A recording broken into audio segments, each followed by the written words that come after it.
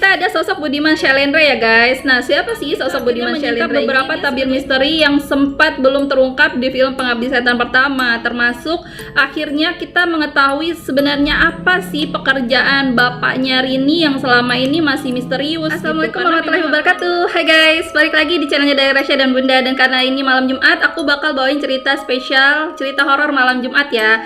Dan karena kali ini kita mau bahas film yang lagi booming banget dan lagi tayang pastinya di bioskop-bioskop kesayangan Anda. Nah, aku bakal bahas 10 fakta seputar film Pengabdi Setan 2. Kita mau bahas apa aja sih seputar fakta-fakta di film Pengabdi Setan 2. Dan kalau kalian yang belum nonton nggak apa-apa, ini bukan spoiler ya guys. Jadi untuk review aku kali ini aku cuma mau bahas fakta-fakta apa aja yang ada di film Pengabdi Setan 2. Jadi untuk kalian yang suka sama cerita-cerita horor yang ngumpul di sini, jangan lupa dulu klik tombol subscribe-nya, di like sama di komen nanti ya di akhir video kita. Yuk langsung cus. Oke, film Pengabdi Setan kedua yang mulai tayang perdana di tanggal 4 Agustus 2022 kemarin itu memang banyak menyedot perhatian para pemirsa ya guys. Nah, makanya untuk di video aku kali ini aku bakalan bahas fakta-fakta penting yang ada di film Pengabdi Setan kedua tersebut. Mari kita ikuti ya guys. Oke, untuk fakta yang pertama ini mengenai proses pembuatan film Pengabdi Setan itu sendiri. Film ini adalah film kedua atau sequel dari film Pengabdi Setan ya, yang sebelumnya memang sudah di remake oleh sutradara handal yaitu Joko Anwar. Nah, di sequel film yang kedua ini dia memakan waktu kurang lebih 5 tahun guys dari film pertamanya. Untuk film pertamanya sendiri yaitu rilis di tahun 2017, sedangkan film Pengabdi Setan keduanya ini rilis di tahun 2022 guys. Jadi kurang lebih proses syuting dan lain-lainnya itu memakan waktu kurang lebih 5 tahun. Jadi nggak main-main guys. Filmnya ini beneran bukan kacangan ya. Jadi berkualitas dan dipikirin matang-matang sebelum proses pembuatannya. Dan untuk teknologi yang booming banget yang bikin mereka ngehits untuk di film Pengabdi Setan 2 ini, mereka udah menggunakan teknologi IMAX ternyata guys. Nah, teknologi IMAX itu sendiri adalah teknologi yang memungkinkan para penikmat film di bioskop itu merasakan sensasi yang benar-benar real atau nyata seolah-olah mereka emang ada bermain di film tersebut guys. Pokoknya keren banget. Nah, untuk film Pengabdi Setan kedua ini adalah satu-satunya film Indonesia yang pertama sekaligus di Asia Tenggara yang menggunakan remastering dengan teknologi IMAX. Dan dengan teknologi tersebut memungkinkan dari segi audio dan visualisasinya itu melebihi dari sekedar film bioskop biasa guys, karena sensasinya menjadi luar biasa. Dan kemunculan sosok Raminem ini menjadi salah satu kunci dari film Pengabdi Setan kedua guys, karena kemunculan sosok tersebut sudah mulai ada ketika pembukaan film dimulai guys. Sosoknya ini mulai muncul ketika dia terlibat dalam suatu peristiwa misterius yang terjadi di tahun 1955 dan diliput oleh wartawan yang bernama Budiman Syailendra yang juga menjadi salah satu tokoh penting dalam film tersebut guys. Nah, sosok yang menyerupai sosok ibu tetapi bukan ibu ini sebenarnya sudah pernah dibahas di film Pengabdi Setan pertama guys. Dan di sequel film keduanya ini makin jelas dan terang benderang ya guys siapa sebenarnya sosok Raminem diceritakan. Oke, kita udah ada di fakta yang ketiga ya guys. Untuk fakta yang ketiga ini kita bahas mengenai lokasi syutingnya itu sendiri ya guys. Lokasi syuting untuk film Pengabdi Setan kedua ini benar-benar mengambil latar setting yang berbeda dengan film Pengabdi Setan 1. Kalau dulu di film Pengabdi Setan 1 dia mengambil latar pedesaan, rumah yang ada di daerah perkebunan maksudnya ya guys ya. Nah, untuk di film Pengabdi Setan kedua ini mereka menggunakan rusun terbengkalai guys. Yes, benar, terbengkalai. Jadi artinya benar-benar real terbengkalai dan nggak pernah dipakai lagi selama hampir kurang lebih 15 tahun ya guys. Dan untuk lokasi rusunnya itu sendiri ada info-info yang share di sosmed, mereka udah pernah cari tahu itu infonya ada di daerah Bekasi. Jelas memang sutradara Joko Anwar menggunakan lokasi tersebut untuk merasakan vibes-nya yang beneran real atau nyata ya, ditambah dengan pencahayaannya yang natural. Jadi ternyata untuk syuting di malam hari mereka benar-benar menggunakan pencahayaan natural guys. Maksudnya nggak ada dikasih efek cahaya atau yang biar lebih terang atau gimana. Mereka benar-benar menggunakan pencahayaan alami yang memang mencerminkan kondisi rusun yang memang udah agak terbengkalai itu seperti apa ya. Sebenarnya kalau di situ bukan terbengkalai, di film tersebut lebih nggak terawat sih sepertinya. Tapi kalian yang nonton aja bisa ngerasain vibes-nya itu seperti apa ya guys. Dan kejadian-kejadian yang menegangkan satu persatu pun mulai terjadi di rusun tersebut guys, yaitu diawali dengan adanya kecelakaan mengenaskan yang terjadi di salah satu lift rumah susun tersebut guys. Dan kejadian kecelakaan lift tersebut menyebabkan beberapa penghuni rusun akhirnya meninggal dunia dengan tragis guys. Dan dari sinilah cerita bermula ya guys, dimana kejadian-kejadian horor dan teror itu dimulai setelah adanya kejadian kecelakaan di lift tersebut guys. Dan ditambah lagi dengan adanya kejadian mati lampu dan badai yang pastinya bikin suasana horornya makin menjadi ketika malam hari udah mulai tiba di rusun tersebut guys. Kita masuk fakta yang keempat ya guys. Kita mau bahas mengenai pemain-pemain film di Pengabdi Setan kedua ini. Beberapa pemain film di Pengabdi Setan 1 memang masih melanjutkan perannya di film Pengabdi Setan kedua, dan mereka menceritakan kembali awal mula cerita di film Pengabdi Setan 1 sehingga akhirnya mereka pindah ke rusun yang baru ya guys ya, rusun tempat tinggal mereka saat ini. Dan salah satu sosok pemain baru yang muncul di film Pengabdi Setan kedua ini adalah kemunculan Ratu Felicia guys. Kalian pasti kangen banget ya dengan kemunculan aktingnya dia, karena dia benar-benar pemain lawas yang aktingnya itu udah lama banget kita nanti-nantikan guys. Ternyata dia muncul di filmnya Joko Anwar ini guys. Keren banget kualitas aktingnya, dan dia menjadi sosok yang pokoknya membawa alur ceritanya itu jadi nggak terlalu menegangkan. Nah, kalau kalian penasaran gimana dengan kualitas aktingnya Ratu Felicia setelah kalian lama banget kangen mungkin dengan kemunculan dia di film layar lebar, kalian bisa saksikan film Pengabdi Setan kedua guys, biar nggak penasaran. Serta ada juga kemunculan beberapa tokoh baru yang mewarnai film Pengabdi Setan kedua ini guys, sehingga menambah ceritanya menjadi lebih berkembang ya guys.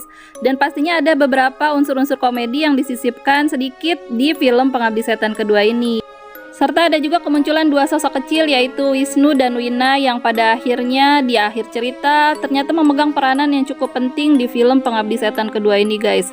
Ada beberapa teka-teki yang akhirnya terjawab oleh sosok Wisnu tentunya.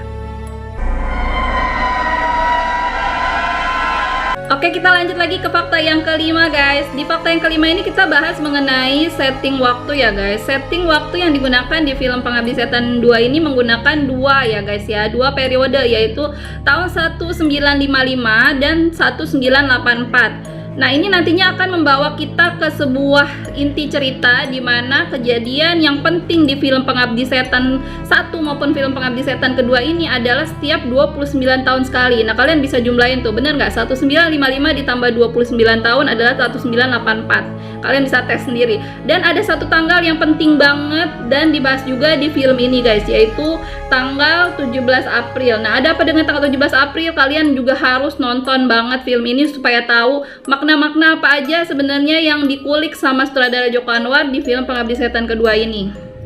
Serta untuk beberapa properti yang ditunjukkan pada setting waktu tahun 1984, diantaranya bus tingkat dan bajai berwarna orange. Menurut pengakuan dari sutradara Joko Anwar itu memerlukan riset dan pencarian sekitar 2 tahun ya guys, jadi cukup lama juga ya. Oke, udah sampai di fakta ke-6 ya guys. Di fakta ke-6 ini kita ada membahas mengenai sosok Bathara dan Darmina. Di film yang pertamanya itu mungkin kalian udah pernah kenal sosok Darmina ya guys. Nah, Darmina ini sendiri adalah sebenarnya dulu di film Pengabdi Setan yang lawas ya guys, yang versi lamanya banget itu, dia berperan sebagai pembantu rumah tangga yang bekerja di keluarganya Rini. Dan ternyata setelah diketahui dia sebenarnya adalah pengikut sekte sesat ya guys, atau pemuja setan. Nah, tapi di film Pengabdi Setan versi Joko Anwar ini, sosok Darmina itu sebenarnya nggak terlalu banyak digambarkan secara gamblang ya guys, bersama sosok pasangannya yaitu Bathara. Nah, di film-film Joko Anwar Pengabdi Setan 1 maupun Pengabdi Setan 2, sosok Bathara dan Darmina ini digambarkan selalu muncul di akhir cerita filmnya guys. Jadi nggak pernah ketahuan tuh sebenarnya peranan mereka itu apa sih di filmnya ini gitu. Jadi sebenarnya masih teka-teki dan misterius. Nah, sewaktu di film Pengabdi Setan yang pertama diketahui sosok Darmina adalah sosok tetangga yang baik yang sempat memberi makanan kepada keluarganya Rini pada waktu mereka pertama kali pindah di rusun itu guys.